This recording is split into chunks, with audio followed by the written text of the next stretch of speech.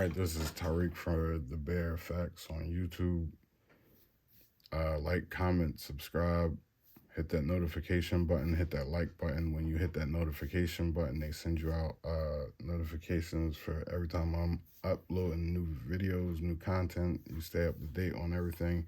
And the good thing is, when you hit that notification button, when I got videos that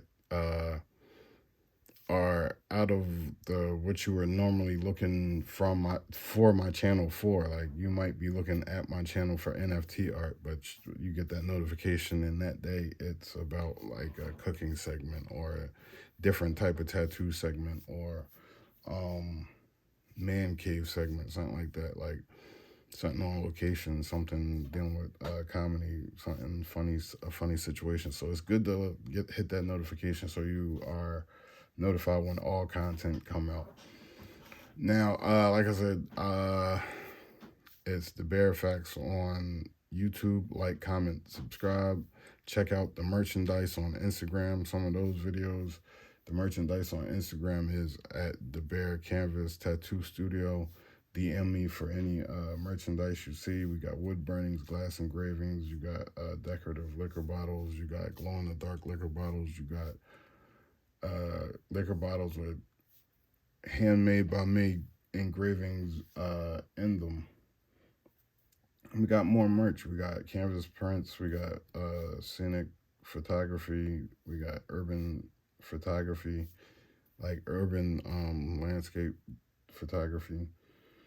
Check out some of the archive videos. We got some CAD renderings going on. We got some other stuff. Check it out. But anyway, right now, this is what I call the showstopper. You get what I'm saying? I don't know, lately, I've been really seeking to hear, like, with new ears, different things, like live bands and even, like, don't get it messed up. Like, I still like the hip-hop beats, and I'm still heavy in the hip-hop. And some artists use live bands, or at least they production comes off of like that. If they don't, like I say, I like sampling. I like music in general, but when I'm listening to something that has a live band, whether it's like a hip hop, jazzy, bluesy, big band sound, like I'm dissecting the production into, like, I'm isolating certain sounds. I'm trying to keep the time with the sound. I'm envisioning the snare drum being tapped on. I'm envisioning the kick drum. I'm envisioning people using the triangles. I'm envisioning people hitting the wind chimes, or I'm envisioning people on the keys, drum pads, whatever. If it's like a hip hop, more like drill, trap, certain boom baps, it's like I'm seeing a person tapping on the drum pads and stuff like that on the MPK or the MPC or any other type of keyboard with the drum pads. You get what I'm saying? Or drum pad machine, the 808s, the 909s, whatever. Even with the rolling turntable, listening for different things. And like, even with classic records or older records or even some certain hip-hop records, it's like just certain things that I hear in the sample that I think, whether I used it in art form or lyric, or whether I used it as a lyric for ghostwriting or just as a lyric for, just freestyle or something like that. I don't know. I think the beat would really aid or dictate what direction I would take the writing style.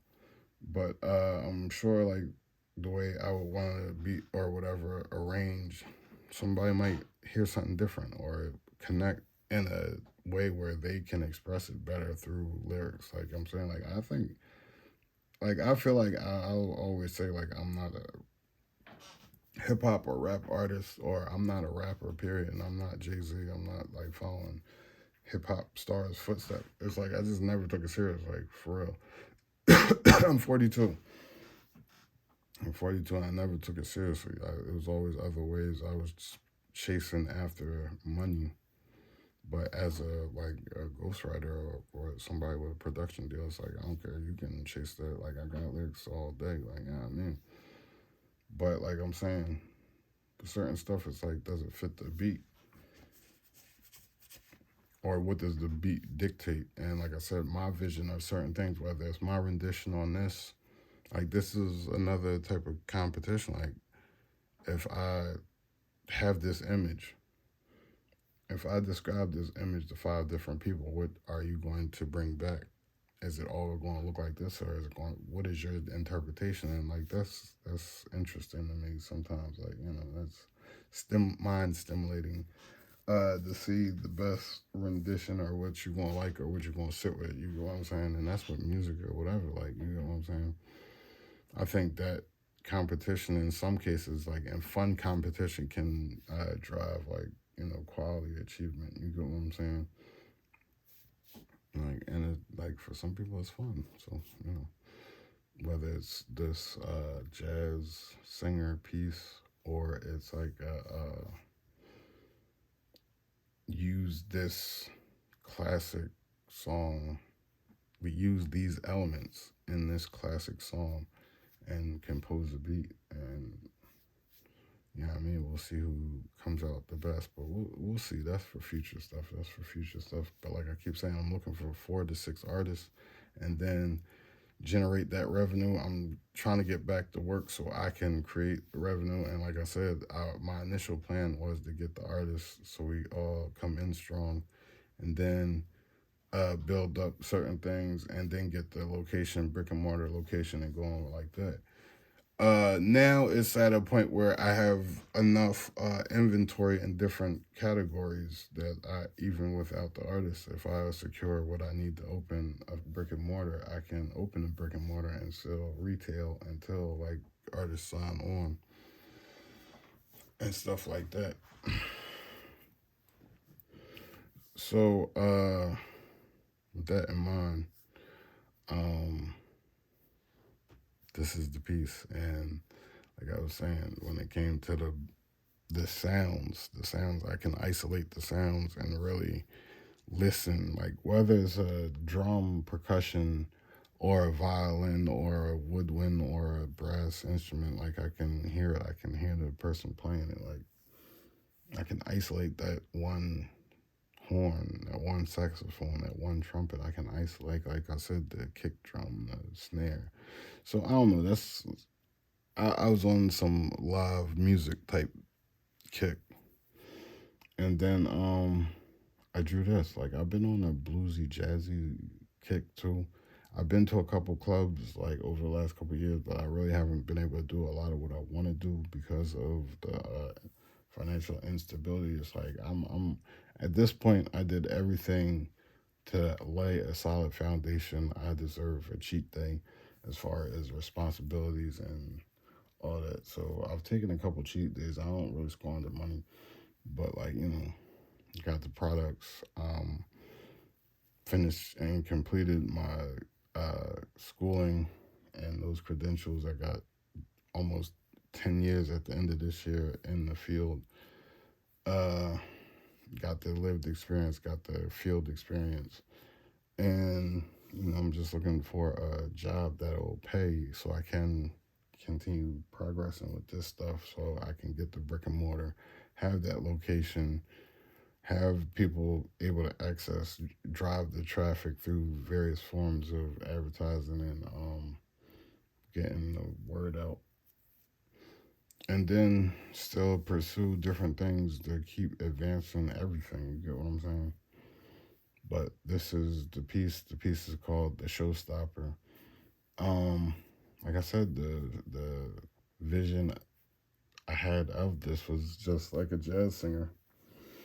Somebody that's in the front, the face of the band. And they're entertaining the crowd. They're singing whatever song they're singing. And I think that people will connect to that. I think that'll be successfully marketed, like stuff like that. And like I'm saying, I think even right now with the inventory I got enough inventory now. Somebody stole my car. I got enough inventory to do like I can open a whole brick and mortar store, like with a storefront. That's the point. Like, and I'm trying to get the artists, like I said. So, and depending on the quality of the team, I feel like the strength of the team and the strength of the marketing and the strength of the products will allow us to have a certain size storefront that'll be successful in bringing all this into fruition, where everything is symbiotic and feeds off each other, and everything is beneficial, everything is holding up everything. And like, and I'm saying, I'm giving artists options to market their own. Like, my thing with artists is, like, the commission off the tattoo. Anything you market is like 100% profit going to the artist, whether it's custom sneakers, wood burnings, if you travel into that genre, photos, whatever. My own thing is like, yeah, I mean, I'm only going to charge you for the price I got for materials, but anything else, like, I'm not trying to get a percentage in profit off of any uh products. Like, I wouldn't say it's a wrestling model, but I know the stories behind wrestling promotion and the t-shirts being more of an income than some of the matches at some points in your career until you get a big name. But that's the thinking behind some marketing schemes, like, and then, like I said the other day, I was thinking that sometimes when you have those competitions about like internal artists or ideas, because sometimes it's just a fun way to come up with a great result for a great product, and really produce the best product in a fun way, and or a best group of products with everybody bringing their own vision to it. Like, I was talking to my daughter the other day about film directing, and it's like not everybody has the same vision for a film. You could sit down and watch three different remakes of a movie that originated 100 years ago or something like that, and really see like it from a different perspective. So whether it's a Christmas story or some form of Romeo and Juliet or Great Expectations, like, and I say those because those are movies I know they have multiple versions of. Hamlet. There's probably like anything with Shakespeare in it. Not saying that you would like Shakespeare, but if you want to, Shakespeare. Bleh. Whether it's Othello, whether it's Hamlet, whether it's Macbeth, they're probably going to have like at the least three different versions of theatric versions, movie versions, DVD, digital download versions. And that's the only reason why I'm saying that, because then that'll give you a feel for what I'm saying. It's like, it's the same story. It's a solid story. Yeah, I mean, some people might have a different take, or you could look into the ones that really tell that story. Like, when I say that, like, all right, so when I was a kid, my sister always used to watch Adventures and Babysitting, and then I think in turn of the century sometime, Jonah Hill made The Sitter. I think it's based off that movie, but obviously it's a spin and a vision, and I think they're both great movies. That Jonah Hill one is pretty funny. Um, I'm thinking there was another John. It was The Sitter, and then it was some. Oh yeah, like there was the Caddyshack when I was a kid, and Airplane when I was a kid. Like, those were like cult classics. And the hip hop John. I think Where's My Caddy? I don't know. I don't remember it, but I remember the movie. I don't remember the title because that was my shit. And Soul Plane is one of my like favorite movies. That's like my cult. Like, I don't know. Like, some people like between Soul Plane, Vampire in Brooklyn, and Showtime. Like, I love them movies. I don't know. I'm gonna leave it at that. But I don't know. I love them movies. And National Security and Blue Streak. That's like a different level. But like, yeah, I mean, like, I like them Jones.